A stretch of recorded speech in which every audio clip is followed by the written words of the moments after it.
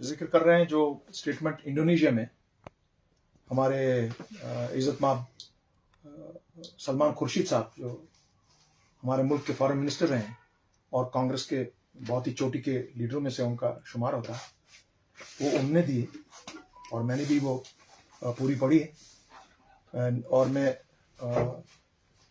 दो ही बात उसमें कहूँगा।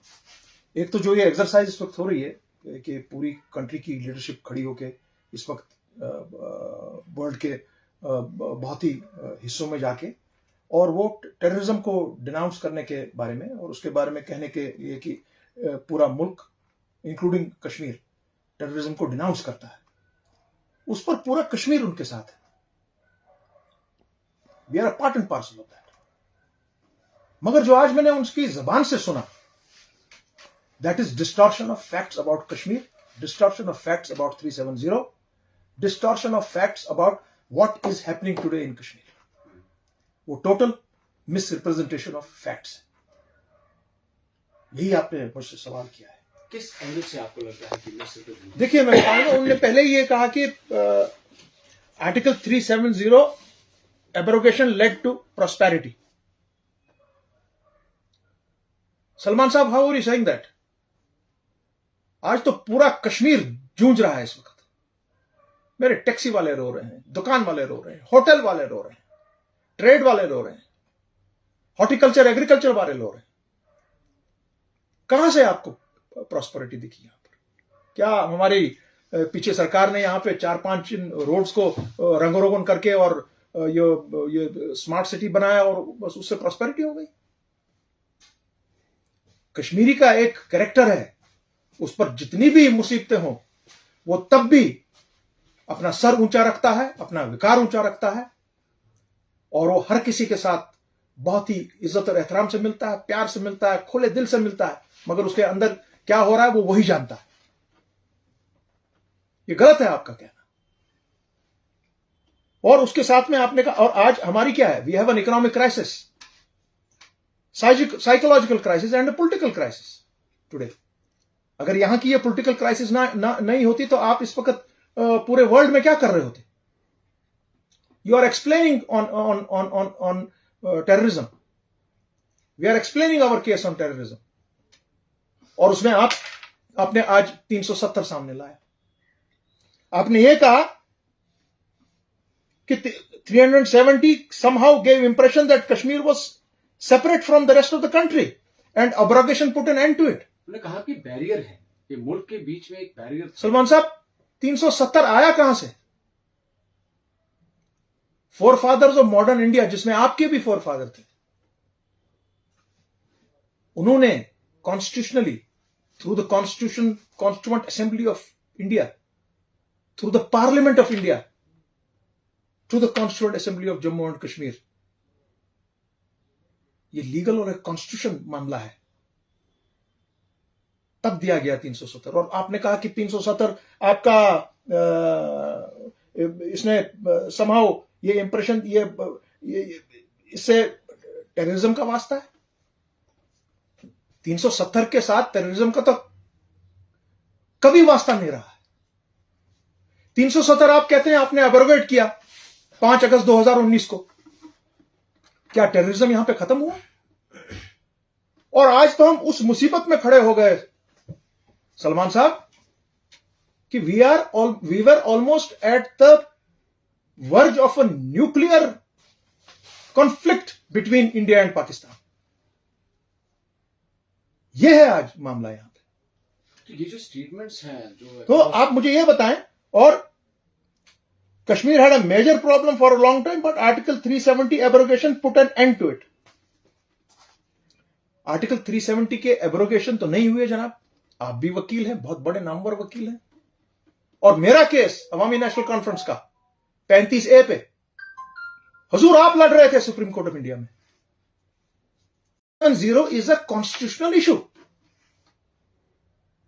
उसको सुप्रीम कोर्ट, और जब हमारे ऑनरेबल चंद्रचूड़ साहब ने उन्होंने जो अपनी जजमेंट दी, उस जजमेंट को हमारे ही मुल्क के बाहर के जो कॉन्स्टिट्यूशनल एक्सपर्ट्स हैं, लीगल ल्यूमिनरीज हैं, सुप्रीम कोर्ट और हाई कोर्ट्स के जजेस हैं, उन्होंने कहा कि this judgment is erroneous, it is flawed, it cannot withstand the test of scrutiny.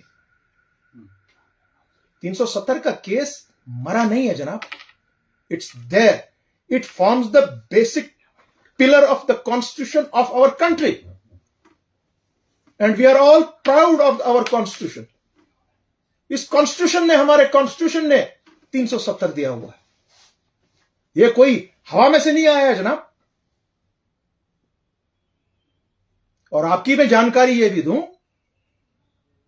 जिस पार्टी से आप ताल्लुक रखते हैं हुजूर, उस पार्टी के जो कदावर नेता थे पंडित जवाहरलाल नेहरू जी, जिसके साथ आपकी फैमिली के बड़े बड़ों ने काम किया हुआ है, उन्होंने क्या कहा पार्लियामेंट में, उन्होंने क्या कहा बार बार कॉन्स्टिट्यूएंट असेंबली में, और उन्होंने क्या कहा 9 अगस्त 1952 में कलकत्ता में। वो मैं आपको एक क्लिप दे दूंगा, वो देख लीजिएगा। और उस वक्त 370 वॉज इन फोर्स। उन्होंने कहा कि जम्मू कश्मीर के लोगों को finally, if the decision goes in against me, यह तक कहा है आंजानी पंडित जवाहरलाल नेहरू ने। और 300 ये केस यूनाइटेड नेशन में कश्मीर का केस किसने लिया, किसने बनाया वो केस? आप याद कीजिए, आपने जो छुरा कश्मीर के सीने में पयोमत किया, वो छुरा आज तक बाहर नहीं आया है, वो दर्द आज तक कायम और दायम है जम्मू कश्मीर के हर किसी नागरिक को, चाहे वो हिंदू है, मुसलमान है, सिख है, ईसाई है, बौद्ध है, जो भी हो यहां का। तो आप मिस रिप्रेजेंटेशन ऑफ फैक्ट्स मत करें, आप 370 और टेररिज्म को मत जोड़ें। और आपके यहां पे जब आप कह रहे हैं कि 65% टर्नआउट हुआ है जी हमारे रिसेंट इलेक्शंस में, and it has established an elected government, positive outcome of this decision, there is progress all over. Sir 65% लोगों ने हमारी जमातों को जो यहां वोट डाला है, उनके मैनिफेस्टोज देख लीजिए। जिस जमात के साथ आपकी जमात जुड़ी, कांग्रेस, जब पीएचडी टूटी हम लोग उससे बाहर रहे, आपकी जमात जुड़ी नेशनल कॉन्फ्रेंस के साथ। नेशनल कॉन्फ्रेंस का मैनिफेस्टो सबसे अहम मुद्दा है 370, पीडीपी का सबसे अहम मुद्दा 370, अपनी पार्टी सबसे अहम मुद्दा 370, सजाद गनी लोन सबसे अहम मुद्दा 370, इंजीनियर रशीद सबसे अहम मुद्दा 370। जो लोग इस वक्त आपके साथ, आपके कांग्रेस के 5 मेंबरान के साथ इस वक्त असेंबली में हैं, जी हां 65% लोगों ने यहां सपोर्ट किया, और आपके जो मेंबरान असेंबली हैं, हमारे अजीज हैं, वो उन्होंने इलेक्शन जीता यहां का 370 के नाम पर।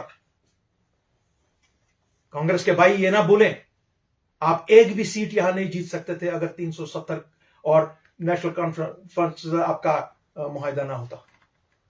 और मैं ये नेशनल कॉन्फ्रेंस से आज पूछता हूं, मैं डायरेक्ट सवाल उनकी लीडरशिप से ये कर रहा हूं आज, क्योंकि कल तक हम एक ही टेबल पर बैठते थे साथ, जब पीएचडी में ये बातें होती थी।